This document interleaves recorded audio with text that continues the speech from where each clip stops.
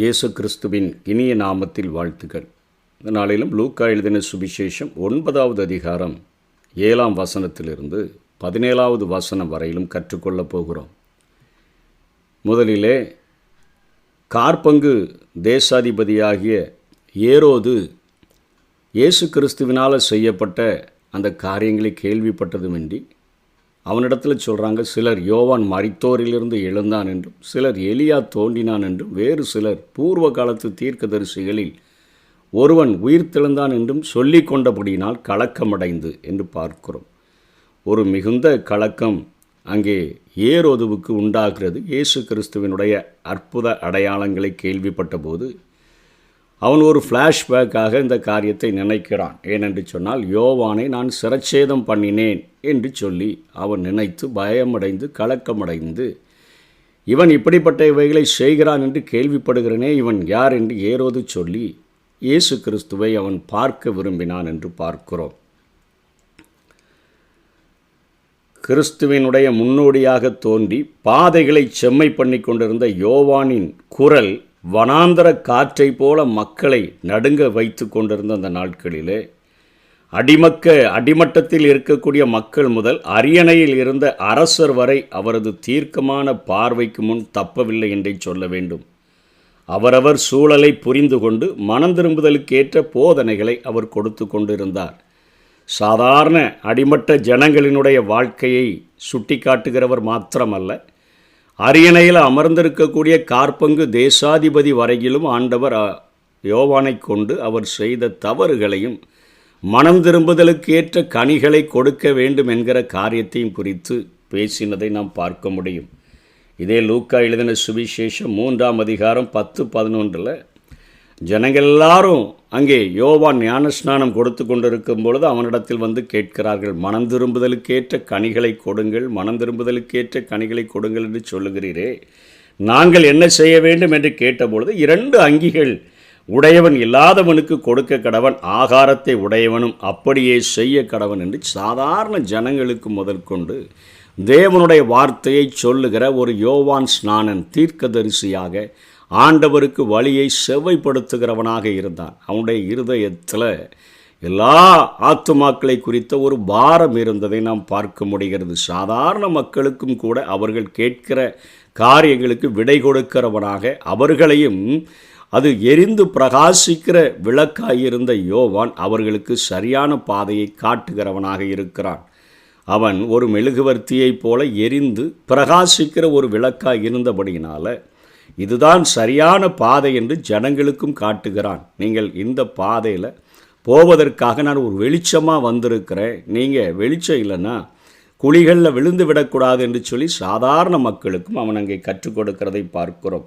அதனை தொடர்ந்து 12-13 வசனங்களில் ஆயக்காரர்கள் அவனிடத்தில் வருகிறார்கள். ஆயக்காரர்கள் என்று சொன்னால் ரோமர்கள் யூதர்களை ஆளுகிற அந்த நாட்களிலே பெரிய பெரிய செல்வந்தர்களுக்கு அந்த டேக்ஸ் கலெக்ட் பண்ணக்கூடிய காரியத்தை குத்தகையாக லீஸுக்கு கொடுத்திருந்தார்கள். அந்த பெரிய செல்வந்தர்கள் யூதர்களிடத்தில் வரி வசூலிப்பதற்கு யூதர்களிலேயே சிலரை தெரிந்து கொண்டு, எங்களுக்கு இவ்வளவு வரி வசூலித்து கொடுத்து விட வேண்டும், நீங்கள் எவ்வளவு நாளும் நீங்கள் வாங்கி கொள்ளுங்க என்று சொன்னபடினாலே ஆயக்காரர்களை பரிசேயர்கள் அங்கே யூத ஜனங்களை வெறுக்கக்கூடிய அளவிற்கு அவர்கள் லஞ்ச பேர்வழிகளாக இருந்தார்கள். லஞ்சம் வாங்கக்கூடியவர்களாக அந்த கவர்மெண்ட்டுக்கு, ரோம கவர்மெண்ட்டுக்கு கொடுக்க வேண்டிய பணத்தை, கட்டளையிட்ட பணத்தையும் கூட இவர்களுக்கு சேர்த்து வாங்கக்கூடியவர்களாக இருந்தபடியினால் தங்களுடைய சொந்த ஜனங்களினால் வெறுப்புக்குள்ளான அவர்களும் அங்கே வந்து நின்று கொண்டு, நாங்கள் மனம் திரும்புதலுக்கேற்ற கனிகளை கொடுக்கணும்னா நாங்கள் என்ன செய்ய வேண்டும் என்று கேட்டபொழுது அவர்களிடத்திலும் யோவான் ஸ்நானன் பேசுகிறார். கட்டளையிட்டதற்கு அதிகமாய் ஒன்றும் வாங்காதிருங்கள், உங்களுக்கு என்ன டேக்ஸை கலெக்ட் பண்ண சொல்லியிருக்குதோ அதை மட்டும் வாங்குங்க, சம்பளத்தை விட்டுட்டு பரிதானத்தை வாங்காதுங்க, கிம்பளம் வாங்க வேண்டாம் என்று சொல்லி அவர்களுக்கும் சரியான பாதையை காட்டக்கூடிய ஒரு வெளிச்சமாக அங்கே யோவான் ஸ்நானன் இருக்கிறதை பார்க்கிறோம். 14ஆம் வசனத்தில் போர்ச்சேவகர்களும் வருகிறார்கள். அந்த நாட்களிலே ரோமர்கள் ஆண்டபடியினாலே போர்ச்சேவர்களினால் தேசம் கண்ட்ரோல் பண்ணப்பட்டபடினால் அவர்கள் இந்த ஞான ஸ்நான செய்தியை கேட்ட பொழுது மனம் திரும்புதலுக்கு ஏற்ற கனிகள் என்ன என்று சொல்லி நாங்கள் என்ன செய்ய வேண்டும் என்று கேட்டபொழுது அவர்களுக்கும் யோவான் வெளிச்சமாக பாதை காட்டுகிறவனாக இருக்கிறதை பார்க்கிறோம். நீங்கள் ஒருவனுக்கும் இடுக்கண் செய்யாமலும் பொய்யாய் குற்றம் சாட்டாமலும் உங்கள் சம்பளமே போதுமென்று இருங்கள். மூன்றுமே பணச்சம்பந்தமான காரியங்களை குறித்து இங்கே யோவான் ஸ்நானன் பேசுகிறதை பார்க்கிறோம். பண ஆசை தான் எல்லா தீமைக்கும் வேறாக இருக்குது.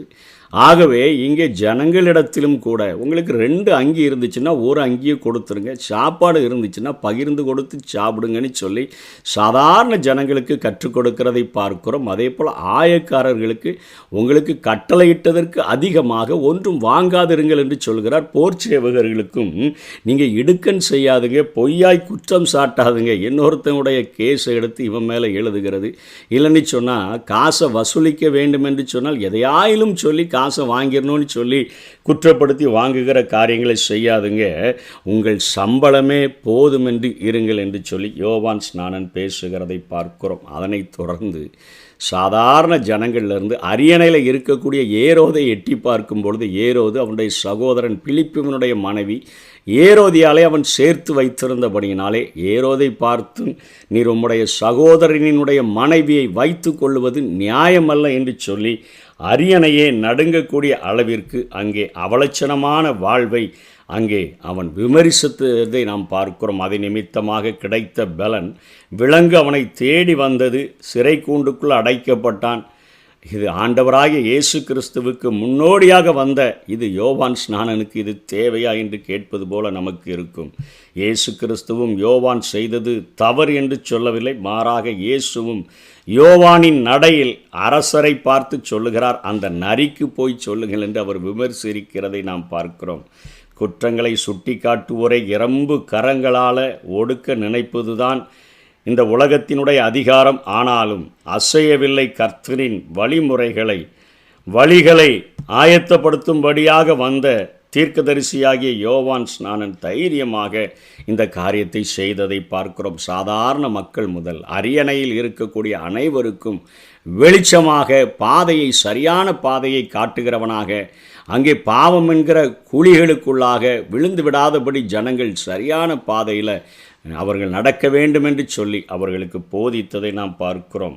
எலியாவினுடைய வாழ்க்கையிலையும் அந்த தேசம் ஆடி போனதை பார்க்கிறோம். ஆகாபை பார்த்து சொல்லுகிறான், அவன் இவனை எலியாவை பார்த்து கேட்கிறான், இஸ்ரவேலை கலங்க பண்ணுகிறவன் நீ அல்லவா என்று சொல்லி பேசுகிறதை பார்க்கிறோம். ஆகவே தேசத்தை அசைக்கிற ஒரு வல்ல சக்தியாக இன்றைக்கு தேவனுடைய பிள்ளைகள், தேவனுடைய ஆவியை பெற்றவர்கள், சாதாரண மக்களிலிருந்து ஆளுகையில் இருப்பவர்கள் வரையிலும் வெளிச்சத்தை கொடுத்து பாவ இருளில் இருக்கிற ஜனங்களை வெளிச்சத்துக்கு நேராக வழிகாட்டுகிறவர்களாக இருக்க வேண்டும். விசுவாசிகளினுடைய கடன் இதிலிருந்து பெரும் வேறுபட்டது அல்ல. பாவத்தை பாவம் என்றும் அநீதியை அநீதி என்றும் நாம் கூறுகிறவர்களாக வாழ வேண்டும். அநீதிக்கு எதிராக குரல் உயர்த்தாத விசுவாசி அதிக பிரதிபலன்களை தேவனிடத்திலிருந்து பெற்றுக்கொள்ளவே முடியாது. அவனை இதற்காகவே தேவன் உலகத்தில் வைத்திருக்கிறார். இன்று தீர்க்கதரிசிகள் என்று பிரபலப்படுத்தி கொண்டு விமானம் விழும், கடல் குமுறும், பூகம்பம் தோன்றும் என்று கூறிக்கொள்ளுகிறவர்கள் தலைவலி குணமாகும் என்று பெயர் அழைத்து கூட சொல்லி கொண்டு இருக்கிறதை நாம் பார்க்கிறோம். அநீதி செய்யும் அதிகாரிகளை பெயர் அழைத்து காட்டுகிறதற்கு இன்றைக்கு அவர்கள் ஆயத்தமா என்கிற கேள்வி நமக்கு தோன்றக்கூடும். விசுவாசிகளாக வாழ்ந்து நாம் சில தீர செயல்களை செய்ய வேண்டும் என்று சொல்லி ஆண்டவர் விரும்புகிறார். யோவானினுடைய தலைக்கு சதி செய்து அவனுடைய தலை தாளத்தில் வைக்கப்படுகிறதற்கு இன்றைக்கு அநேக பக்தி வேடம் கொண்ட அதிகார வர்க்கங்கள் முயன்று பார்க்கலாம். ஆனால் தேவ மனிதர்களினுடைய அந்த குரல் ஒலிகளானது சாவதில்லை. அவருடைய குரல் வளையத்தை யாரும் நசுக்க முடியாது. இன்றைய வேடங்களின் வண்ணம் வெகுநாள் நிலைக்காது. தீர்க்கதரிசிகள் என்போரும் விசுவாசிகள் என்போரும் மனம் திரும்புகிற ஒரு சூழ்நிலையில் வைக்கப்பட்டிருக்கிறத இந்த வசனத்தை கொண்டு, இந்த வசனத்தின் வெளிச்சத்தை கொண்டு நாம் வாழ்கிற மக்களுடைய நிலையை ஒத்து பார்த்தோம் என்றால் நமக்கு புரியும். வாசலில் வாளுடன் நீதிபதி சந்திக்கிறதற்கு முன்பாக வாழ்க்கையை மாற்றி உலகத்திற்கு அறைகூவல் விடுகிறவர்களாக நாம் மாறி நாம் தேவ சத்தியத்தை தெளிவாக பேசுகிறவர்களாக இருக்க வேண்டும். அதனைத் தொடர்ந்து இயேசு கிறிஸ்து அங்கே திருப்தியாக்கி இருக்கிறதை பார்க்கிறோம். ஊழியத்திற்கு அனுப்பப்பட்டவர்கள் திரும்பி வந்தார்கள். அவர்கள் நடந்த காரியங்களையெல்லாம் இயேசு கிறிஸ்துவுக்கு அறிவித்த பொழுது வசனம் 10 பெத்சாய்தா என்னும் பட்டணத்தை சேர்ந்த ஒரு வனாந்தரமான இடத்திற்கு தனித்திருக்கும்படியாக இயேசு தன்னுடைய சீஷர்களை அழைத்து செல்கிறார். ஜனங்கள் அதை அறிந்து அவர் பின்னே போனார்கள். அவர்களை அவர் ஏற்றுக்கொண்டு எந்த ஒரு சூழ்நிலையிலும் எவ்வளவு டயர்டாக இருந்தாலும் கூட நம்ம கூட சொல்வோம், இவ்வளோ நேரம் பிரசங்கம் பண்ணிவிட்டு அங்கே தானே இருந்துட்டு வந்தேன், என்ன தொந்தரவு பண்ண வருகிறீர்கள் என்று சொல்வோம். எந்த ஒரு நேரத்திலும் எந்த ஒரு சூழ்நிலையிலும் எந்த ஒரு மனிதனையும் தள்ளாத இயேசு கிறிஸ்து அவர்களை ஏற்றுக்கொண்டு தேவனுடைய ராஜ்யத்தை குறித்து பேசி சொஸ்தமடைய வேண்டியவர்களை ஆண்டவர் அங்கே சொஸ்தமாக்கினதை பார்க்கிறோம்.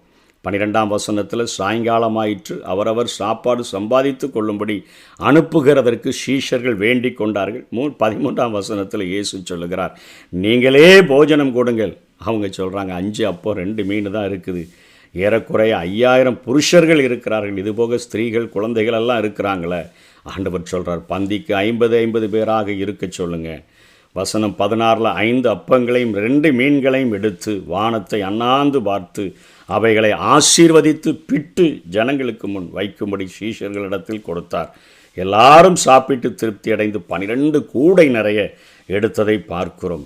திருப்தியாக்கி நடத்துகிற ஆண்டவர். சிங்கக்குட்டிகள் தாழ்ச்சியடைந்து பட்டினியாயிருக்கும் கர்த்தரை தேடுகிறவர்களுக்கோ ஒரு நன்மையும் குறைவுபடாது என்று பார்க்கிறோமே.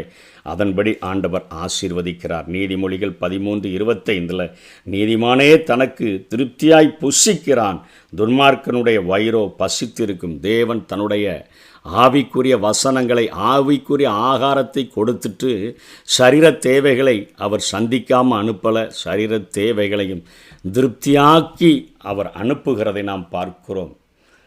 பவுல் அப்போஸ்தலனும் பிலிப்பியர் 4:18 சொல்லுகிறார், எல்லாம் எனக்கு கிடைத்தது, பரிபூரணமும் உண்டாயிருக்கிறது.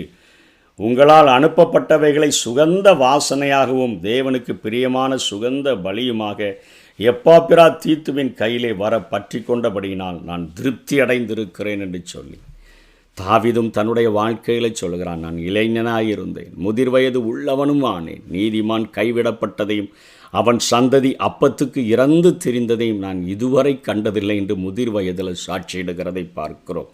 ஆண்டவுடைய பாதத்தில் அமர்ந்திருந்து வசனங்களை கற்றுக்கொள்ளும் பொழுது, முதலாவது தேவனுடைய ராஜ்யத்தையும் அவருடைய நீதியையும் தேடும் பொழுது நம்மை திருப்தியாக்குகிறவராக, ஆவிக்குரிய உள்ளான மனுஷனை அவர் திருப்திப்படுத்துகிறவர் மாத்திரமல்ல, வெளியான சரீர மனிதனுடைய தேவைகளையும் அறிந்து அவைகளை திருப்திப்படுத்தக்கூடியவராக இருக்கிறார். அவருடைய பாதத்தை பற்றி கொண்டு அவருக்காக வாழுவோம். கர்த்தர் தாமே நம்மை ஆசீர்வதிப்பாராக.